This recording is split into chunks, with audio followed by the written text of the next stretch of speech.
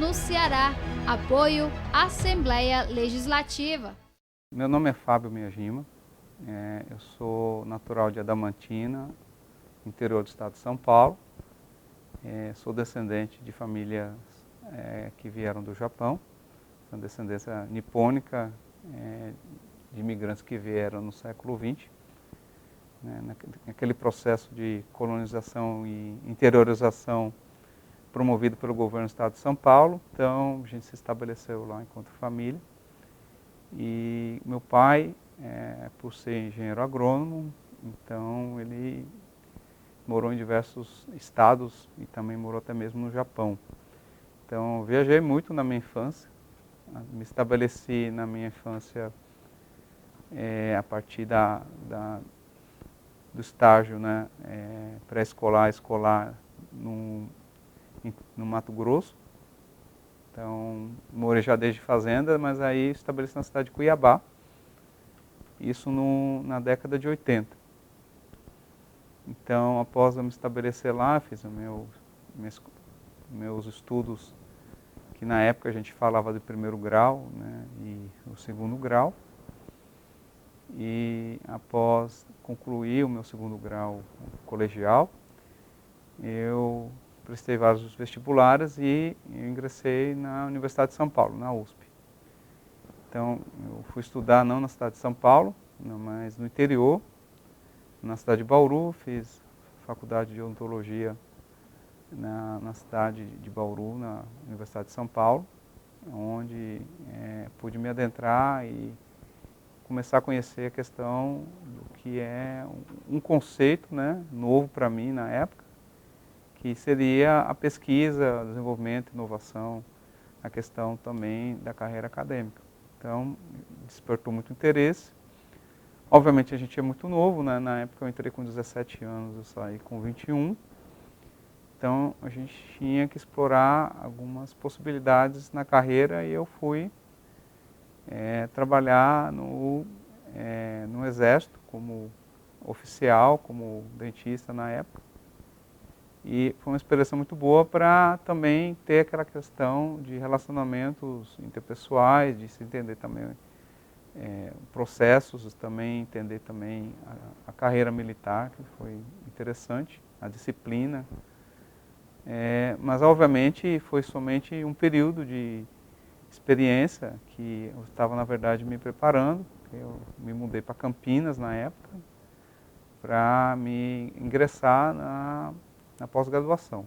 Então foi um período interessante para me preparar, tanto na questão de saber mais ou menos que área eu gostaria de seguir.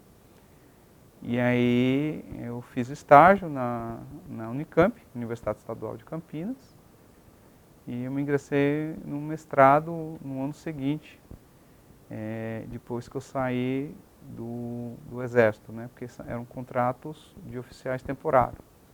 Então, até hoje existem, esse é um sistema bastante interessante, como um primeiro emprego também. Então, eu ingressei na Unicamp, primariamente para trabalhar na questão de ciências forenses, na parte médico-legal, odonto-legal, mas a parte que mais me interessou foi a parte de genética, a parte de genômica. Então eu trabalhei fazendo estágio, assistindo a equipe, principalmente na questão de assistência judicial, exames de paternidade, exames de identificação humana, de confirmação por provas, na época chamava provas de DNA, que era algo que estava revolucionando a academia e também as questões de aplicações práticas, porque antigamente somente se presumia uma identidade ou a paternidade ou maternidade, né? Então era muito difícil só com os testes na época e com as verificações físicas, a gente poder aferir com um grau de certeza a questão da identidade, a questão da paternidade, maternidade ou descendência, né? Então, a genômica revolucionou isso daí, e ao ponto que quando eu saí do mestrado, eu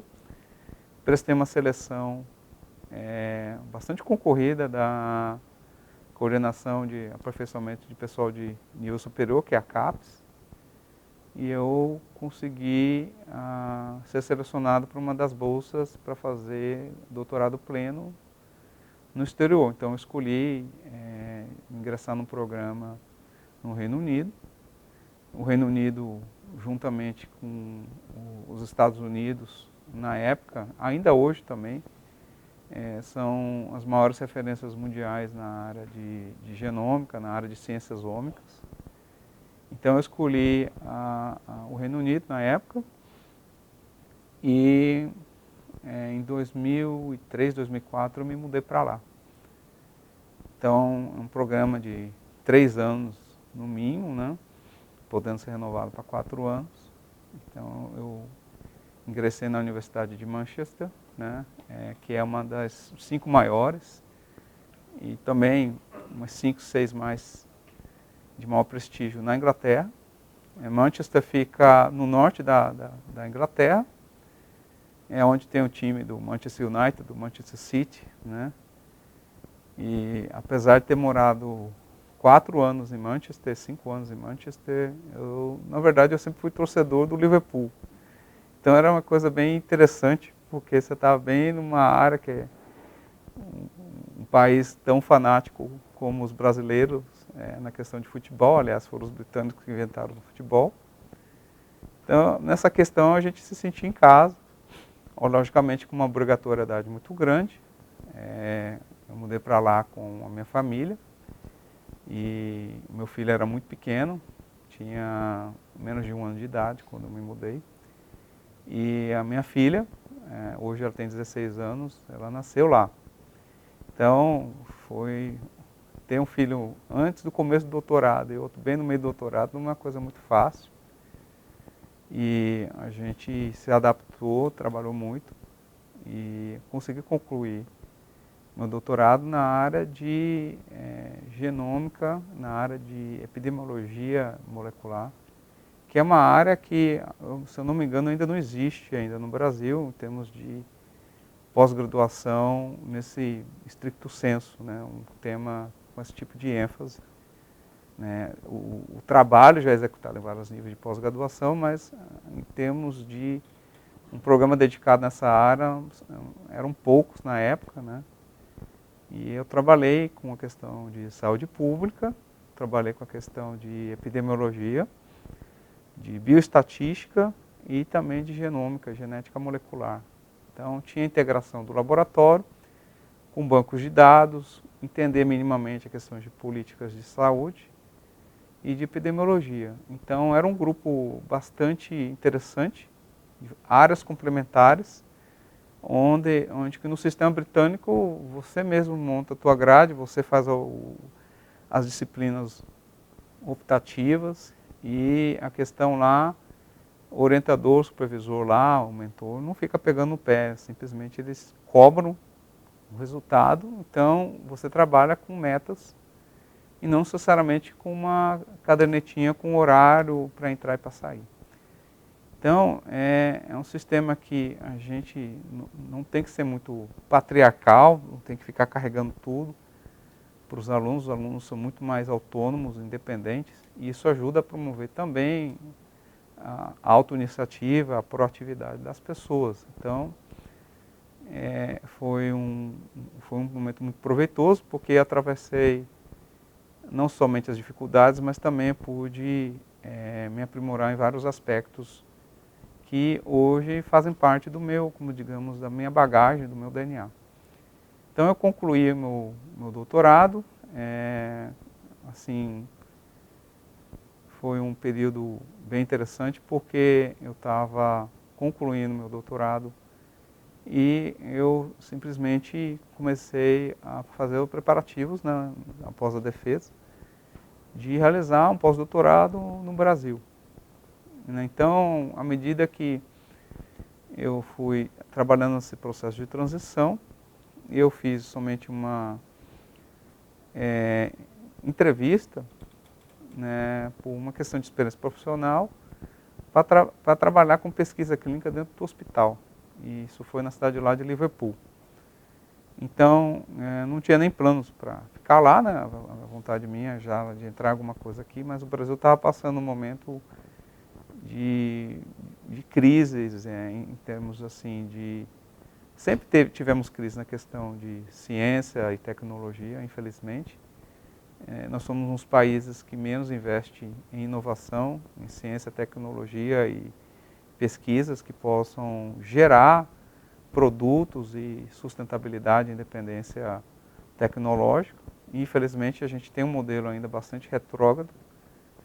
E eu entendi, junto também com outros professores, pesquisadores, colaboradores com quem eu me aconselho, que a melhor oportunidade era onde simplesmente as portas se abrirem. E as portas se abriram para mim, da única entrevista que eu fiz, eu fui chamado para trabalhar no sistema de saúde lá, que chama NHS, o National Health Service, que é correspondente ao nosso SUS aqui. Na verdade, o SUS é uma cópia, né, do modelo de saúde universal implementado no pós-guerra, acho que, se não me engano, em 1946, no Reino Unido, e o SUS é um grande espelho, né, o SUS é um grande produto, né, o NHS foi um espelho para o SUS, em termos de saúde universal. Então é um modelo que eu acho muito importante para a sociedade, uma das formas também de se mitigar a desigualdade social, ter a saúde universal. O modelo americano, por exemplo, é bem diferente. E assim, essas similaridades com o sistema de saúde do Brasil foi uma das coisas que também me compeliu e de, coletivamente, eu considerar, junto com as pessoas que eu sempre trabalhei, que eu seria muito mais útil trabalhando lá, no NHS, né, com tudo pago, não somente como um funcionário trabalhando com pesquisa clínica, né, pesquisa translacional, mas também como pós-doutorando, trabalhando em um dos melhores grupos de pesquisa em doenças infecciosas na Universidade de Liverpool. Então era um híbrido, né, um joint venture, uma parceria entre o hospital da cidade de Liverpool, o hospital universitário, com a própria universidade. Então, minha ideia era trabalhar só esses 3 anos, e na verdade eu acabei ficando 10 anos lá. Que eu fiz também o meu fellowship lá, que é um tipo de correspondente no Brasil, ser um investigador, um pesquisador independente, com o seu próprio programa. Eu era coordenador do programa e gerente do programa multicêntrico. E eu sempre mantive as relações com o Brasil muito próximas. Então é bem interessante porque foi a época que começou a expandir, foi uma das ondas onde teve bastante investimento em pesquisa, em aprimoramento pessoal, que acho que vocês se lembram que era o Ciências Sem Fronteiras. Então, o Ciências Sem Fronteiras, nós tivemos milhares de graduandos com a oportunidade de passar, se eu não me engano, até 6 meses numa instituição de referência. E também o Ciências Sem Fronteiras tinha na questão da pós-graduação a nível de doutorado. Então, teve vários desses alunos discentes, candidatos a nível de graduação e pós-graduação, que ou eu diretamente orientei, ou eu mentoreei lá durante o período que eu fiquei lá na Universidade de Liverpool. Quando estava lá em Liverpool, então a gente teve a oportunidade de sempre manter as conexões com o país. Eu realizei várias oficinas em várias universidades no Brasil, como parte também do programa estratégico de internacionalização, tanto do Brasil em relação às instituições no exterior, como da própria universidade em relação a parceiros no Brasil. Então eu fui para universidades no estado de São Paulo, Santa Catarina, na Amazonas, inclusive na Fiocruz Amazonas, Pernambuco, e diversos outros estados. A Universidade de Liverpool é a principal referência.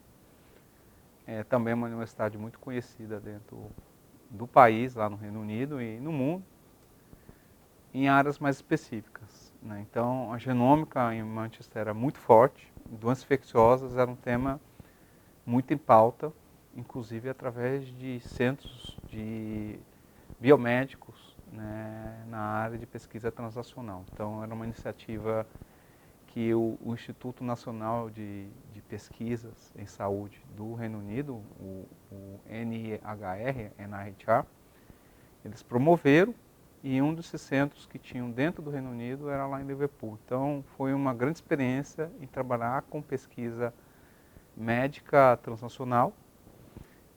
A gente escuta falar de medicina translacional, de epidemiologia molecular, de soluções voltadas para o sistema de saúde mais recentemente, mas isso aí é um tema que é recorrente lá já há muitos anos.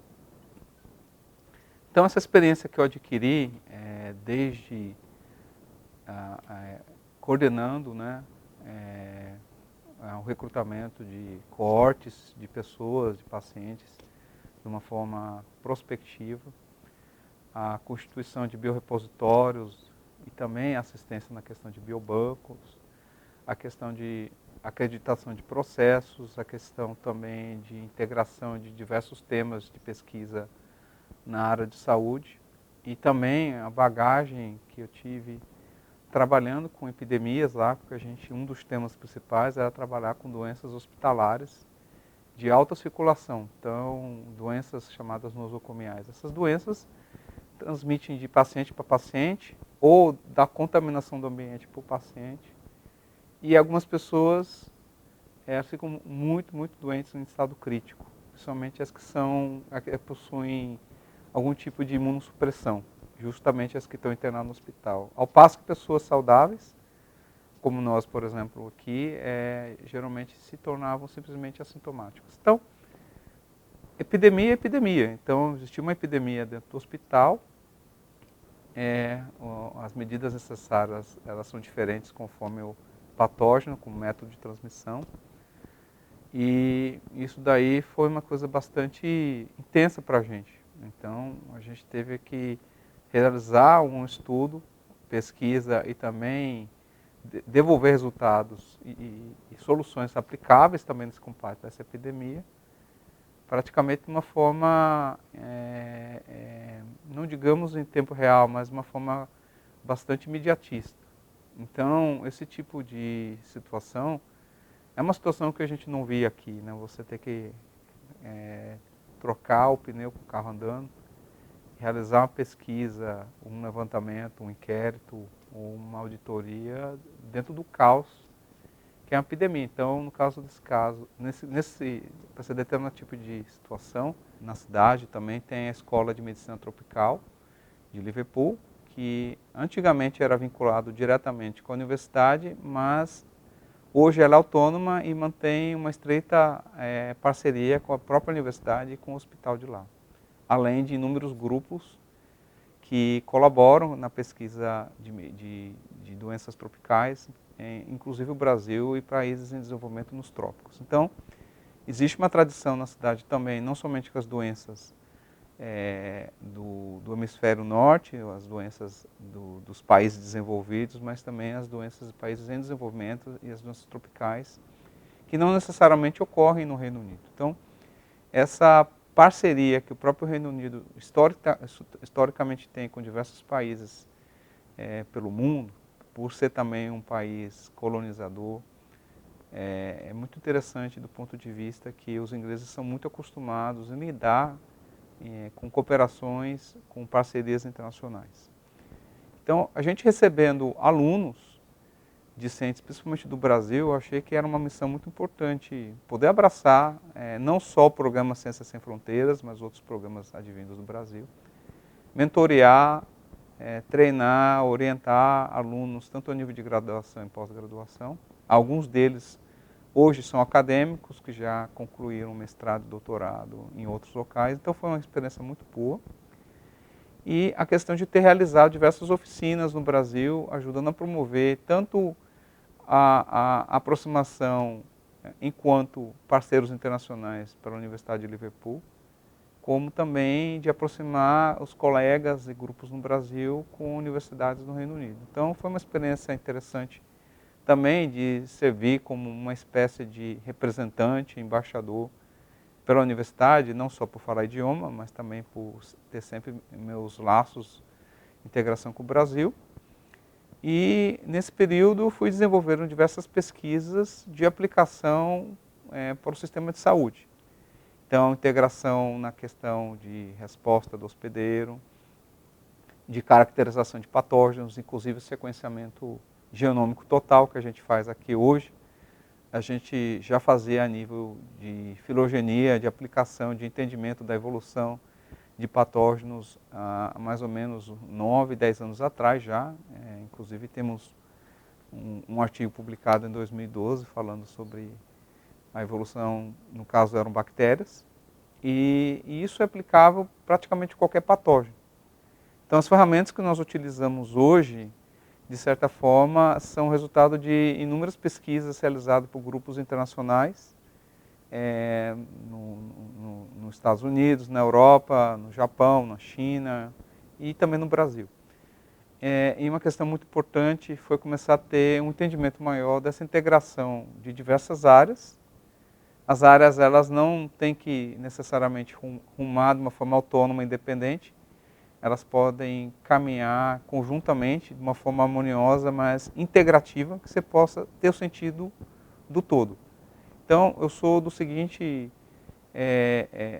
filosofia: não adianta nada você fazer uma pesquisa de bancada que não tem uma aplicação futura para a sociedade. Não adianta fazer alguma coisa que fica dentro somente de uma bolha, né, do próprio mundinho. Então, a gente tem que ter soluções hoje. Os governos, as agências de fomento são cada vez mais imediatistas com trabalhos e atividades que possam dar algum retorno à sociedade, não necessariamente o sistema de saúde, mas em outros níveis também.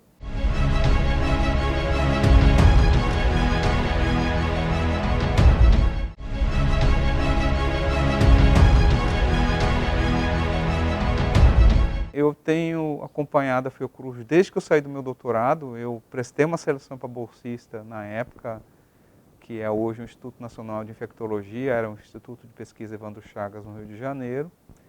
Eu fui selecionado como um candidato e por alguma razão lá não fui contratado na época, mas eu acho que tem questões que eram para acontecer, né? Há males que vêm para bem, então eu somente adiei essa minha pretensão. Sempre tive Fiocruz como uma das minhas prioridades máximas. E então, quando houve a realização do último certame em 2016, eu já tinha bem consolidado que quando fosse abrir um novo concurso, um novo certame, eu iria realmente dedicar de corpo e alma. Então, eu ainda estava sob contrato lá.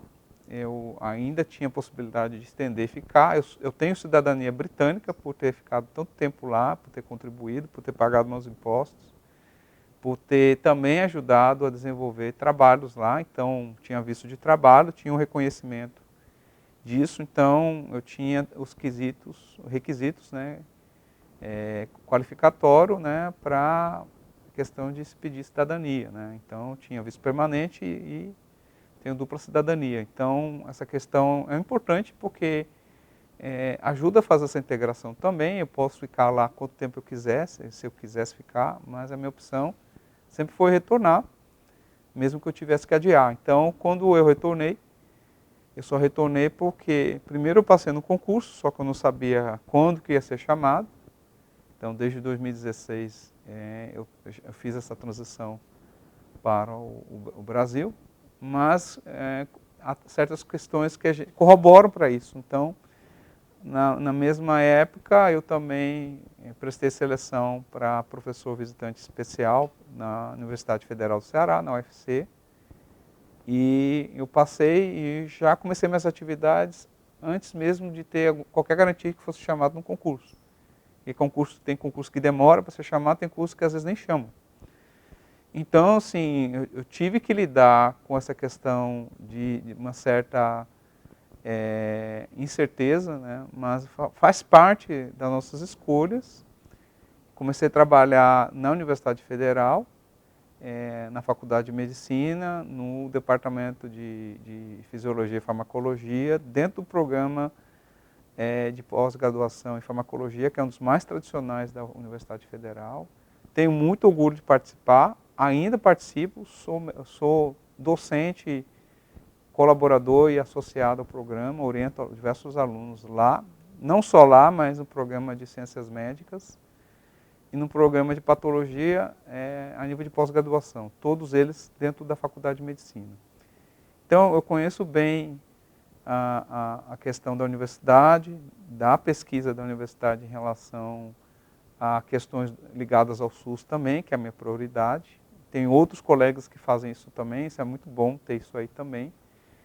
Pessoas trabalhando em função de introduzir soluções para a sociedade na área de saúde, que é a principal área que eu atuo. E quando eu fui convocado para assumir a Fiocruz, eu simplesmente continuei, mantive minhas atividades na universidade, as orientações, as aulas que eu estava dando.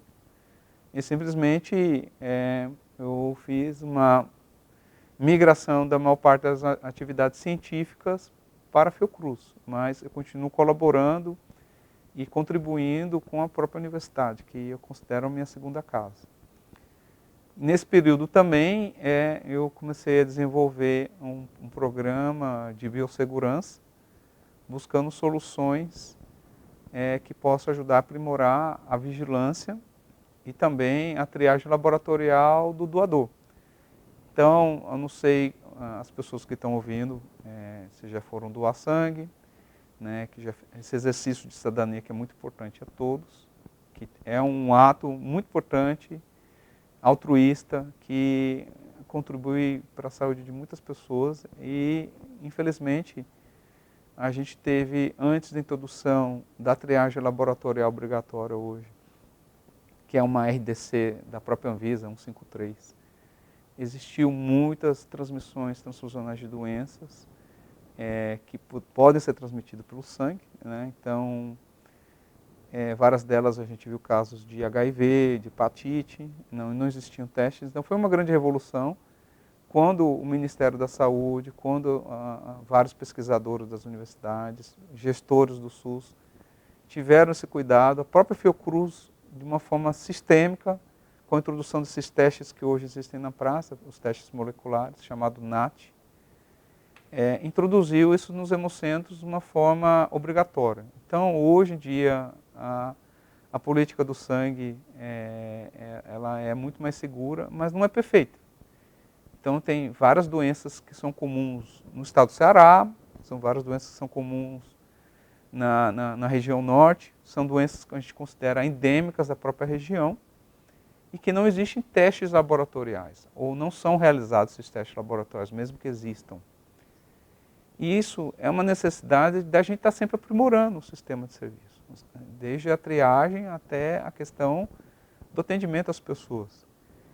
Então, uma das minhas missões era realizar testes que ou já existiam ou novos que a gente está desenvolvendo, que têm aplicabilidade para dar maior segurança, não ao doador, mas ao receptor. Porque às vezes o doador, na grande maioria das vezes, ele não apresenta sintomas, ou os sintomas são bem brandos a ponto de ele ignorar. Então são sintomas, são oligosintomas, né? E nesse sentido, a gente pode citar diversas doenças que têm alta taxa de circulação aqui, por exemplo, e não tem em outros estados, por exemplo, no sul do Brasil, como a leishmania visceral, a bovirose, dengue, zika, chikungunya, bem mais comum no norte e nordeste do que, por exemplo, no sul. Questão de clima também, questão do ecossistema, do nicho ecológico onde eles estão. Então, por exemplo, eu vejo uma grande necessidade de se testar para malária na região norte, mas eu não vejo muita necessidade de se testar malária em Santa Catarina, no Paraná. Então, eu acho que esse sistema atual, ele é muito bom, mas ele tem que ser aprimorado no sentido de que não pode ser uma regra de 880. Eu acho que o Brasil é um país de proporções continentais que tem que ter soluções regionalizadas também. Eu advogo essa causa. Então, o Hemocentro é uma grande área que eu atuo, temos uma parceria muito forte com a direção do Hemos. E por causa dessa parceria, de a gente já ter desenvolvido, ou estar desenvolvendo esse programa conjuntamente, A gente também atua também no desenvolvimento de soluções, por exemplo, para evitar descarte desnecessário de hemocomponentes, como plaquetas, né? As plaquetas são muito sensíveis, elas têm uma vida útil muito pequena, de 5, no máximo 7 dias, e elas precisam ser testadas também, se ela não tem algum tipo de infecção antes de transfundir. Então a gente está, em vários níveis, atuando com o Hemocentro, e justamente por causa dessa parceria que foi muito benéfica, como todos nós sabemos, né, com o surgimento da pandemia, né, foi decretada pandemia em março pela OMS, né, o SARS-CoV-2 passou a ser uma pandemia, não simplesmente uma epidemia de grandes proporções, uma pandemia é uma coisa generalizada em todos os continentes. Na época a exceção era a Antártica, agora talvez até a Antártica deve ter Covid. Então, para se evitar também estigmatizar as pessoas, a doença foi chamada de Covid-19. Não é uma gripe chinesa ou gripe de Wuhan, ou igual chamaram gripe espanhola, a grande pandemia que houve de vírus respiratório no século passado, que é a última grande pandemia que se tem conhecimento mais recente na história da humanidade, que foi há mais ou menos 100 anos atrás. Então, essa pandemia de Covid-19, ela é sem precedentes nessa geração. Não tem praticamente ninguém que vivenciou alguma coisa desse tipo, dessa natureza. Então, quando a gente recebeu a missão, porque nós estamos aqui todos vestindo a camisa, nos entregando de corpo e alma, atuando no enfrentamento como cidadãos de bem e dar nossa contribuição à sociedade. A gente foi destacado, designado pela Coordenação Geral de Vigilância Sanitária da Fiocruz, que fica no Rio de Janeiro, a desenvolver um plano, fazer parcerias para atuar no enfrentamento da pandemia. E nós, nesse campus aqui da Fiocruz, nós temos um prédio de pesquisa, nós temos uma central analítica hoje, mas ano passado, quando a gente recebeu a convocação, o prédio de pesquisa que tem um bloco de laboratórios não estava nem ativado. Então, a missão que foi colocada é: vocês, por favor, contribuam da maneira que vocês puderem. A gente quer alguma ação, a Fiocruz precisa atuar. E não foi somente aqui. Todas as Fiocruz, todas as unidades da Fiocruz, são mais de 10 ou 11 regionais nos estados da Federação do Brasil. No meu caso, como representante da vigilância sanitária e também especialista na área de doenças infecciosas, de epidemiologia molecular, de vigilância laboratorial, eu me senti extremamente responsável de desenvolver algum plano e, naturalmente, a condição mais próxima seria desenvolver um plano de ação emergencial, uma força-tarefa, junto com o Hemocentro. O Hemocentro é um órgão estadual, subordinado à Secretaria da Saúde do Estado do Ceará. E isso, nesse sentido, é muito bom, porque ajuda a gente a fazer essa integração junto com os órgãos estaduais.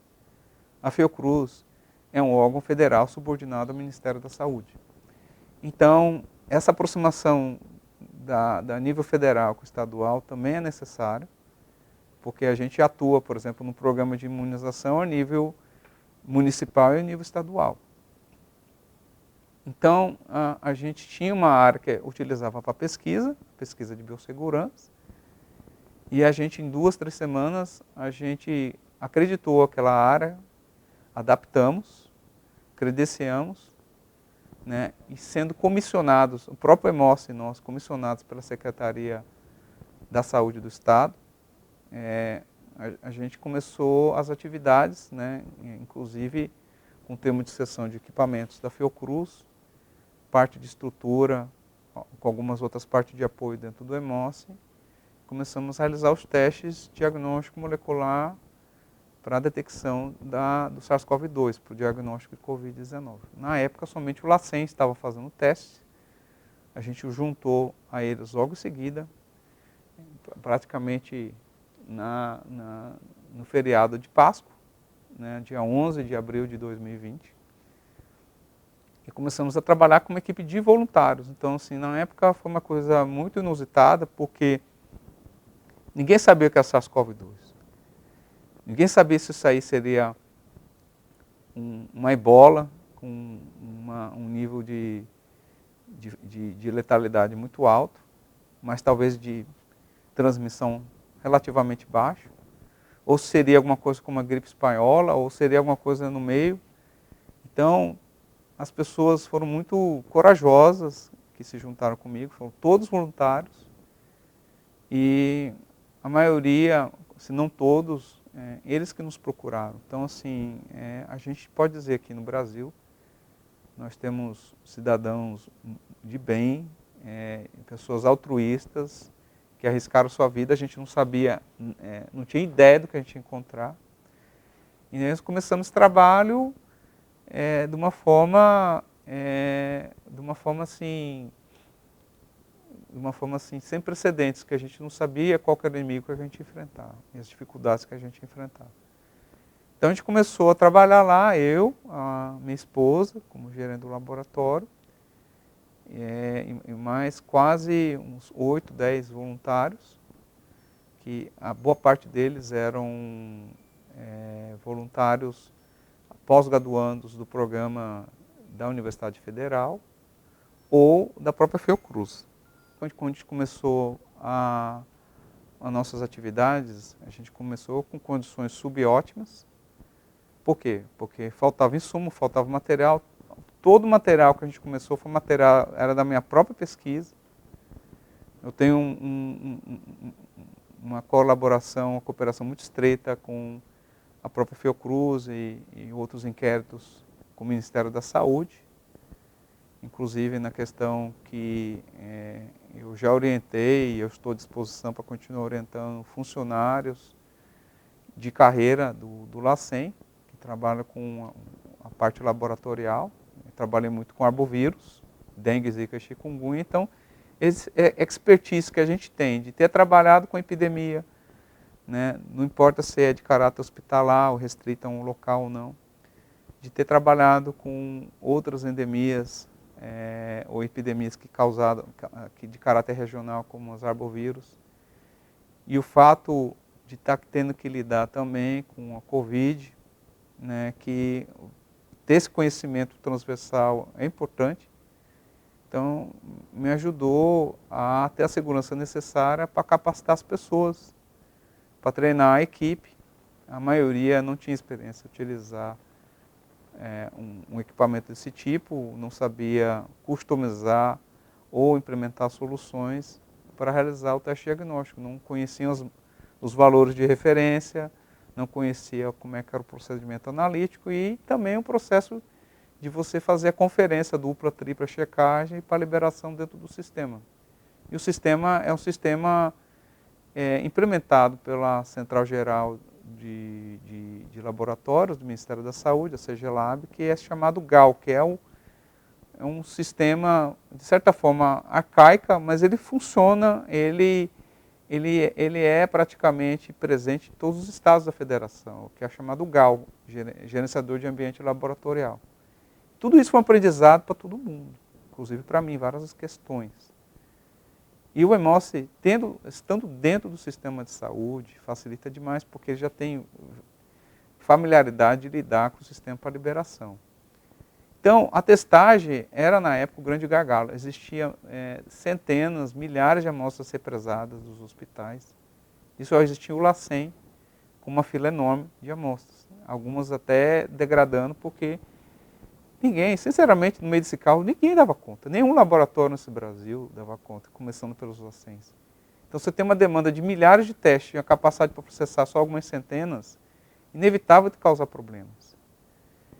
Então, a gente se juntou nessa batalha junto com o LACEN. Posteriormente, alguns outros laboratórios foram apoiando a Secretaria da Saúde, como o grupo de virologia da Unifor, como o grupo de laboratório de biologia molecular da UFC, dentro do NPDM, e até laboratórios particulares, como o laboratório Argos. Então, assim, isso formou essa rede para atendimento do SUS e ainda era pouco. Tá, nós tivemos um grande pico de transmissão, contaminação, exposição da população em abril e maio. Foi muito alto, a tal ponto de a soroprevalência, que era bastante reduzida no começo, em fevereiro, março, ela passou a duplicar, triplicar, demonstrando que muitas pessoas realmente se infeccionaram com SARS-CoV-2 nesse período. Né? Não existe uma forma objetiva de você confirmar o diagnóstico somente fazendo um exame clínico, por exemplo, não um exame visual. Porque as síndromes gripais ou as síndromes respiratórias agudas graves, chamadas de SRAGs, pode ser causado por diversos tipos de patógenos. Então, a gente pode dar um exemplo, desde influenza, outros patógenos como parainfluenza, rinovírus, o vírus sincicial, todos eles causam sintomas parecidos de gripe. Coronavírus comum também.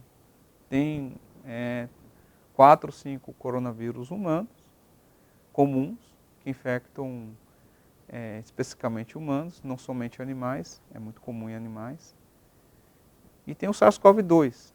Então o SARS-CoV-2 ele é bem diferente em termos evolutivos, adaptativos e do que ele pode causar. O SARS-CoV-2 é muito pior que esses aí. E uma questão importante é você fazer esse diagnóstico diferencial do SARS-CoV-2 de todas as outras síndromes gripais ou síndromes respiratórias agudas graves. Né? Inclusive diagnóstico diferencial de pneumonias causadas por bactérias ou fungos.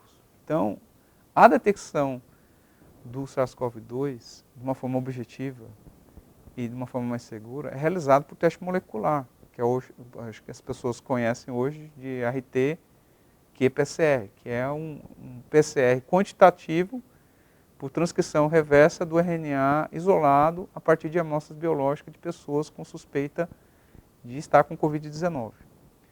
Então, basicamente, se você não investigar e não realizar um teste com características objetivas, você não tem como confirmar o diagnóstico. Nós realizamos uma quantidade de testes muito menor que nós deveríamos. E a maioria do que a gente testou deu positivo porque, na obviedade de testar uma pessoa que está com um sintoma bem grave, que já tinha sido exposta a uma pessoa do lado do Covid, ou é um contactante, e já está com sintomas, a probabilidade de ser positiva é muito alta. Então a gente nunca teve oportunidade, de fato em 2020, de realizar bloqueios de rastreio, testagem extensivas de uma forma preventiva ou que permitisse uma tomada de decisão mais rápida para atuar em tempo real. Então esse modelo nosso era sempre de correr atrás do prejuízo. E um dos grandes problemas da gente ter trabalhado nessa forma é que a gente teve que improvisar, a gente não tinha um sistema pronto, nem aqui, nem nos outros locais do Brasil. Então, a central analítica, que hoje é chamada Unidade de Apoio Diagnóstico, UNADIG, que tem aqui na Fiocruz Ceará, hoje ela realiza até 10 mil, 12 mil testes por dia. Então, a UNADIG, juntamente com a UNADIG do Rio de Janeiro, com a central analítica que tem em São Paulo, e a central analítica que tem no estado do Paraná, né, do Paraná, do Rio de Janeiro, Ceará, ligados à Fiocruz regionais de cada um desses estados, ela veio contribuir muito em resolver parte desse gargalo aí e ajudar a realizar a testagem de uma forma descentralizada. Por exemplo, vários estados mandam para cá, Santa Catarina, Alagoas, Sergipe, Pernambuco, até Mato Grosso, não importa. Então, desenvolveu-se essa rede logística hoje para resolver o problema de amostras que estavam represadas em todos os estados, praticamente.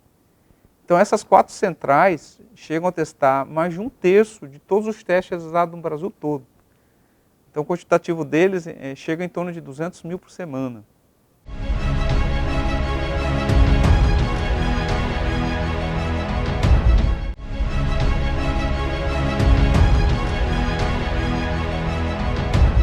a gente foi aprendendo com a pandemia. O laboratório do qual eu sou coordenador científico lá no EMOSSE é uma parceria muito forte, muito bem estabelecida com o EMOSSE. O EMOSSE tem a gestão administrativa lá, a gestão científica eu sou responsável.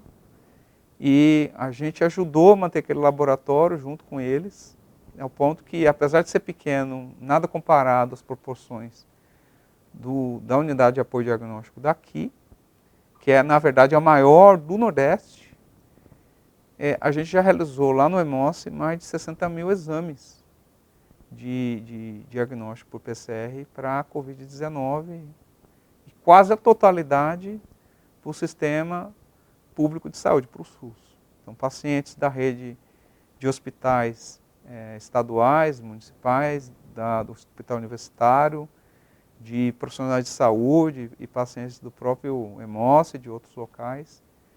E essa expertise que a gente desenvolveu é sem precedentes, é de valor agregado inestimável, porque a biologia molecular que está sendo implementada lá é de retorno imediato à sociedade. Então, hoje existem fluxos prioritários lá, do qual existem outros tipos de testes moleculares para diagnóstico mais rápido da Covid-19 e de outros patógenos, que você consegue liberar um exame em mais ou menos 10 minutos após a chegada das amostras, ou um outro prioritário que você testa direto da amostra, sem ter que fazer extração, purificação, em 1 hora e 50 minutos. Além do teste convencional, que a gente geralmente retorna em 24, 48 horas. Ou seja, ali se tornou especializado para aplicações como operações de emergência, liberação de órgãos, de enxertos para fazer transplante, precisa de liberação imediata, por exemplo, transplante hepático, se não for realizado em menos de 1 hora, 2 horas, ele isquemia, causa algum problema, tem uma alta taxa de rejeição. Liberação de leitos, óbitos. Então, o centro lá se tornou especializado, um dos pioneiros nesse tipo de triagem rápida e liberação de resultados emergenciais, enquanto a Unadig aqui se tornou um grande centro de testagem em massa para atendimento não só do estado do Ceará, de outros estados. Então, nós temos um ecossistema aqui no Ceará, de certa forma, exemplar a nível de Brasil. O nosso índice de testagem aumentou muito. O estado do Ceará é um dos estados que mais testam por número de casos suspeitos, até porque a gente tem um índice de um número absoluto de notificação até alto, mas a gente está tranquilo porque o estado do Ceará testa muito. Nós estamos introduzindo agora, junto em parceria com a Secretaria da Saúde, um protocolo, do qual a gente está escrevendo uma nota técnica, para o quê? Para promover a coleta também de saliva como meio diagnóstico. A gente sabe que funciona, a gente sabe que é equivalente e a gente sabe que tem benefícios, não para substituir totalmente, mas para aplicações específicas. E uma das questões que a gente pensa bastante é na testagem aeroportuária e também no retorno escolar. Então, nós temos escopo para inovar aqui dentro do estado do Ceará. É muito importante a aproximação dos principais atores aqui. Uma das coisas que mais me orgulha, não essas coisas de promover nosso trabalho, né? Que, aliás, é importante para o conhecimento da sociedade, mas não para o meu ego, mas é a oportunidade de formar recursos humanos e melhores cidadãos. Eu tenho uma equipe de mais de 20 pessoas hoje, todos eles super dedicados, boa parte deles começaram comigo de uma forma totalmente altruística, voluntária, né? Não sabia o que encontrar, poderiam ter enfrentado um problema muito pior, poderiam ter sucumbido junto comigo numa batalha biológica igual a essa. E isso demonstra também o exercício de cidadania de cada um de nós.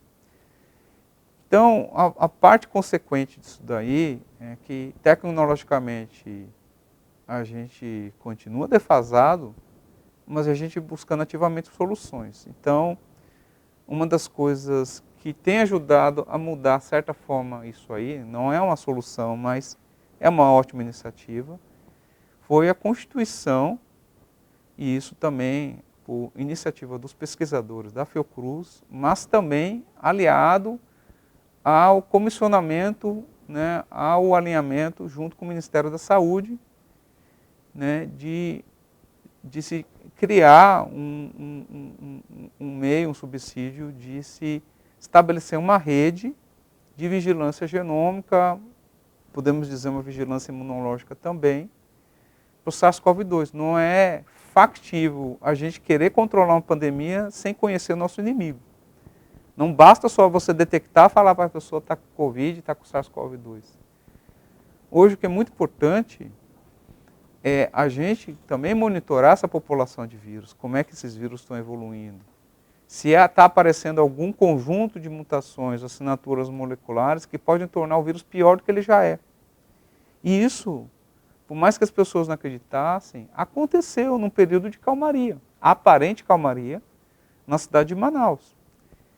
Então, uma variante que foi esculpida, ferro, fogo e aço, com dezenas, centenas de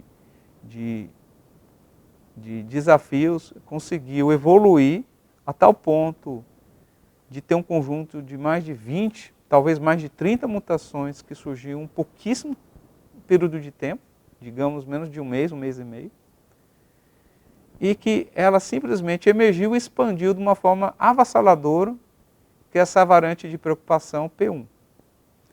Ela é derivada de uma linha uma linhagem chamada B.1.128, que é uma linhagem brasileira que já existia e circulava em vários estados, e de repente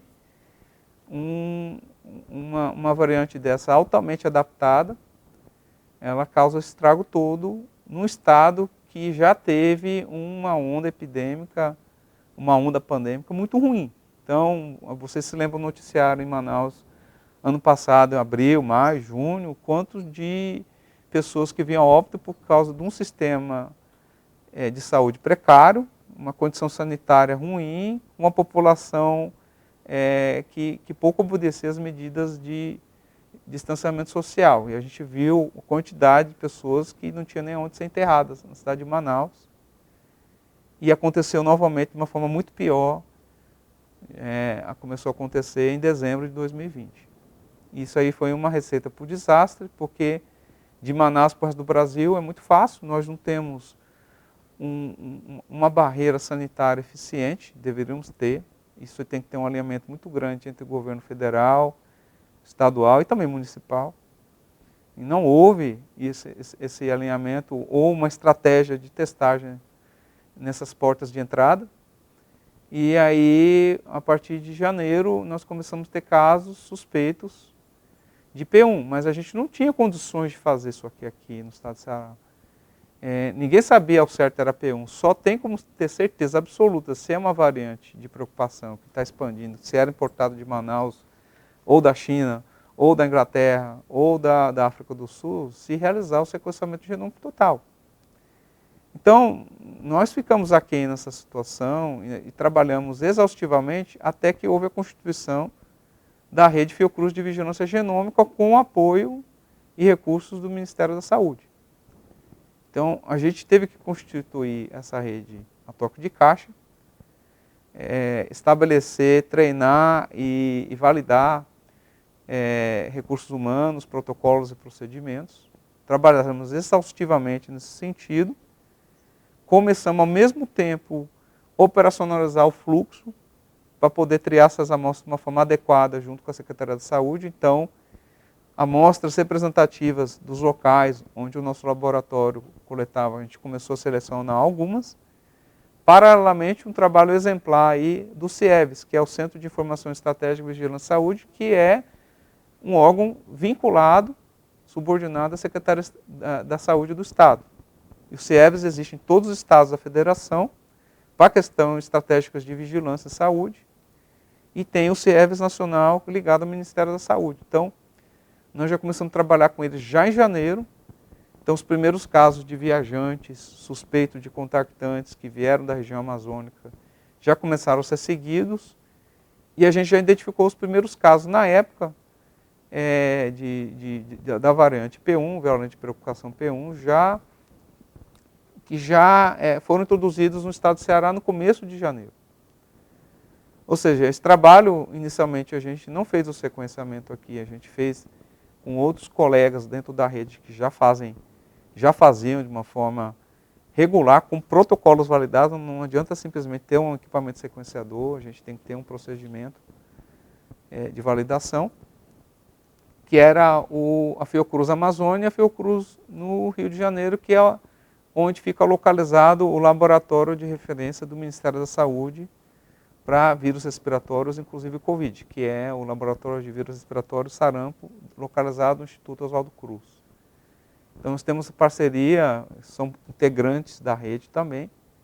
A vantagem da rede é que nós trabalhamos em bloco, com procedimentos padronizados, com plataformas únicas, praticamente a gente só usa a plataforma de sequenciamento Illumina, e a gente trabalha de uma forma que utiliza o mesmo sistema para análise de dados, para que a gente tenha uniformidade nos procedimentos. Então, desde do mês de junho agora, que acabou de passar, nós nos tornamos autossuficientes na questão de podermos fazer todo o fluxo, desde a testagem para confirmar o diagnóstico, a triagem, teste de inferência de PCR para analisar se trata de uma provável variante de preocupação ou não.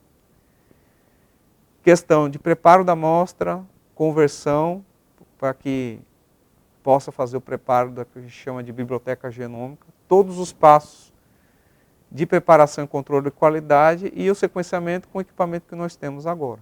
Existem outras iniciativas que a Fiocruz está envolvida, seja como instituição participante ou como instituição coordenadora ou proponente. No caso, eu estou muito mais investido na questão da vigilância genômica e na vigilância imunológica. A gente está monitorando também pacientes que tiveram Covid, pacientes que tiveram mais de um episódio de Covid, reinfecções, e os indivíduos, inclusive profissionais de saúde, pacientes que já receberam as 2 doses das vacinas. Existe uma tendência muito grande dessas variantes de preocupação como a P1 causar evasão do sistema imune, ou seja, a pessoa mesmo tomando vacina se infecta também. Então a gente tem projetos, programas de segmento dessas pessoas. Então, no sentido de que a gente analisa a titulação de anticorpos dessas pessoas, tenta analisar o perfil dessas pessoas, por que elas tiveram essa falha, esse escape vacinal. Mas a gente sabe de antemão que já existe uma evidência muito grande, coletada por outros centros, inclusive o Observatório da Fiocruz já fez um compilado de dados, indicando o quanto que a vacina já tem contribuído para minimizar o impacto, principalmente de progressão para doença grave e óbitos, nos segmentos que já receberam a vacina de forma prioritária. Por exemplo, os idosos com mais de 60, 70 anos e os profissionais de saúde, você vê uma representatividade muito menor de casos graves e óbitos nesses grupos. Então, se a gente considerar que a vacina muito provavelmente não tenha uma imunidade eficiente quanto esperávamos para prevenir a pessoa de contrair a doença, de se contaminar, ela, por outro lado, ela tem claros benefícios de evitar a progressão de uma forma grave, hospitalização e, obviamente, diminuir a taxa de óbitos. Então, isso aí é uma questão que eu acredito, a gente tem observado, é embasado por dados. Então, o que eu tenho trabalhado muito junto com a equipe aqui porque eu trabalho mais diretamente, são questões mais voltadas a soluções diretas ao sistema de saúde ou à sociedade, né? Eu acho que outras iniciativas que tem aqui, olha, o grupo da Universidade Federal, da Estadual, está desenvolvendo um protótipo para fazer um outro tipo de teste ou desenvolver uma vacina. Eu acho as iniciativas válidas, elas têm que existir, afinal de contas, o Estado do Ceará tem que estar na fronteira da inovação, tem que estar na vanguarda de várias iniciativas, Tá? Então, mas assim, a questão, eu não tenho mérito para comentar essas coisas porque eu não sou envolvido nesses trabalhos. O que eu posso dizer é que não somente eu, mas vários colegas, nós temos tentado fazer o nosso melhor para dar um retorno, justificar quem é a Fiocruz, quem somos em relação a cidadãos desse estado, o que a Fiocruz Ceará tem feito no enfrentamento, que eu acredito que não é pouca coisa, sejam bastante coisas. E o nosso papel também, como órgão, como entidade, de ajudar a esclarecer a sociedade várias questões que ainda são obscuras, ou várias questões que às vezes são polêmicas. Como especialistas no assunto, nós temos a responsabilidade de trazer o conhecimento à sociedade, ao público leigo, que possa ter, dessa forma, condições de fazer uma opinião mais formada, mais direcionada, embasada em evidências, e não achismo. Então, decisões baseadas em evidências, políticas e soluções baseadas em evidências, é importante que seja dessa forma, a gente adotar um modelo que seja racional, né, e não baseado em emoções ou achismos ou correntes filosóficas. Então, uma das metas, uma das obrigações que nós temos aqui é ajudar a combater fake news. Então, nós estamos aqui prestando esclarecimento, conversando com vocês, tentando trazer conhecimento que a gente sabe até o momento. Obviamente a gente pode agregar muito mais, porque à medida que novas descobertas são feitas, a gente tenta introduzir e também esclarecer o público. Então, porque todo o público saiba, né, a Fiocruz é a instituição hoje que produz mais vacinas no Brasil. A Biomanguinhos é um órgão, tá, da Fiocruz.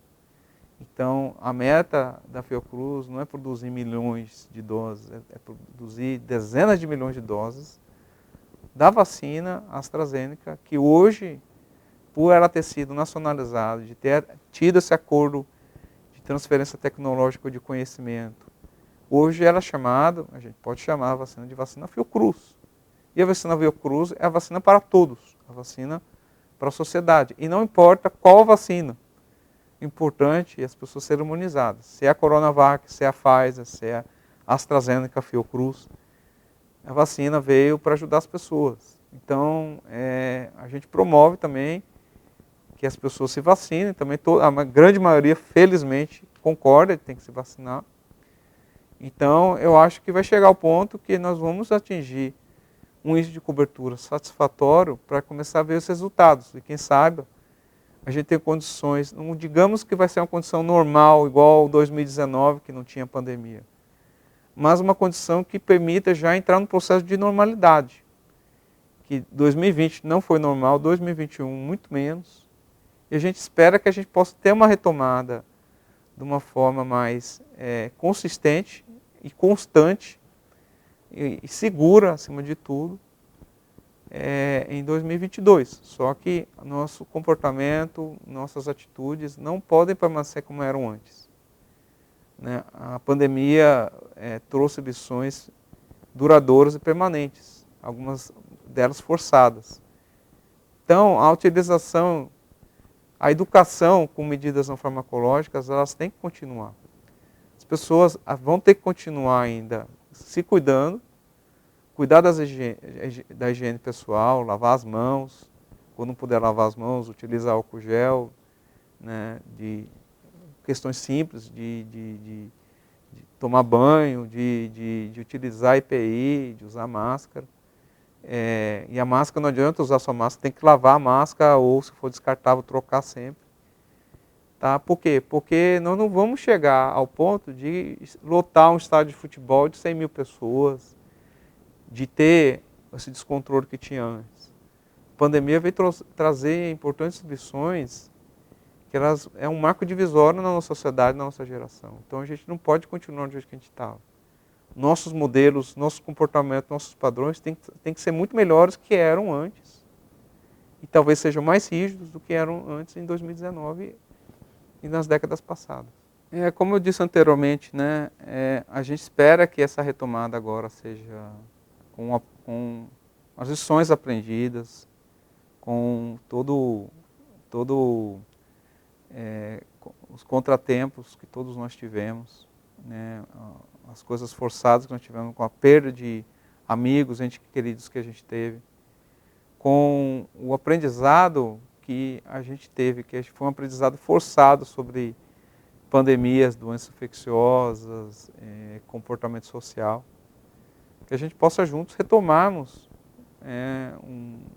uma nova sociedade, um novo Brasil, um novo mundo, né, que essa educação seja duradouro, porque a gente não pode ter um mundo globalizado igual nós temos, com medidas paliativas ou inexistência de certas medidas de controle.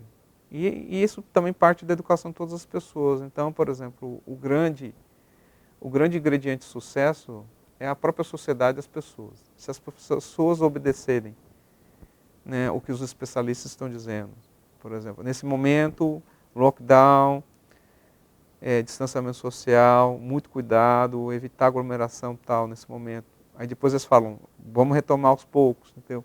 Se a gente tiver essa disciplina, igual a gente observa nos países na Europa, a gente vê um controle.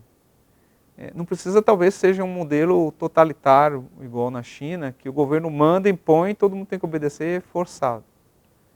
Essa iniciativa tem que ser voluntária, de conscientização, de auto-reflexão de cada um de nós. Não precisa ser imposta igual fazem na China. Ela pode ser uma atitude civilizada, consciente de cada um de nós. Então, ninguém gosta de lockdown, ninguém gosta de isolamento social, ninguém gosta de ficar usando máscara, ninguém gosta de ficar fazendo isso ou aquilo, ninguém gosta de ficar assistindo aula de casa, a maioria prefere esse contato social, as atividades presenciais. Eu concordo com a maioria disso também, mas a gente tem que ter segurança. E a gente espera também que a gente tenha condições melhores de monitorar essa situação epidemiológica, de fazer testagem de bloqueio preventiva também, de sermos mais eficazes e darmos respostas, de ter esse programa, por exemplo, de vigilância molecular, epidemiológica, imunológica, de ter também um controle em tempo real dos dados de circulação, mobilidade das pessoas, questão também de levantar indicadores, de se ter um painel com os resultados em tempo real, porque os gestores, os tomadores de decisões, os formuladores de políticas de saúde tenham subsídios em tempo real ou de uma forma mais eficiente de direcionarem isso daí. Então não adianta nada a gente ficar correndo atrás do prejuízo.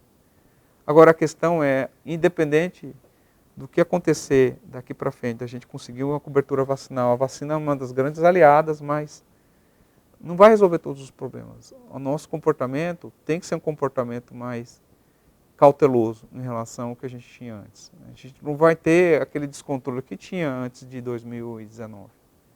A gente tem que ter uma consciência social de que o mundo mudou, né? As condições mudaram, né? E a pandemia foi o grande divisor de águas. Então, é o recado que eu dou a todos, façam esse exercício de autorreflexão, sejam cidadãos, pensem na sociedade, pensem no coletivo como um todo, e não em questões filosóficas individuais ou pessoais. Tá? A ciência não é inimiga da sociedade, a ciência não tem lado, a ciência só tem um lado, que é o lado da verdade, é o lado da comprovação científica, é o lado da evidência. Então, nós não temos um partidarismo em relação a isso. A ciência é baseada em fatos. E a gente tem que escutar o lado racional da ciência, da inovação, da tecnologia. Então, a gente tem que ser pragmático, disciplinado com relação a essas coisas. A gente não pode simplesmente dar ouvidos a certas situações pessoais. A gente tem que considerar o todo e a gente tem que considerar as evidências. E as evidências indicam que a Covid não é qualquer gripe, né? A Covid não é qualquer qualquer agravo, qualquer doença. Ele realmente é algo que veio para mudar profundamente nossas vidas e que a gente possa aprender lições com ela.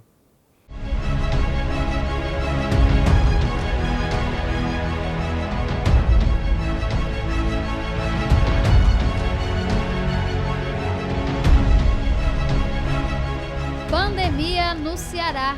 Apoio Assembleia Legislativa.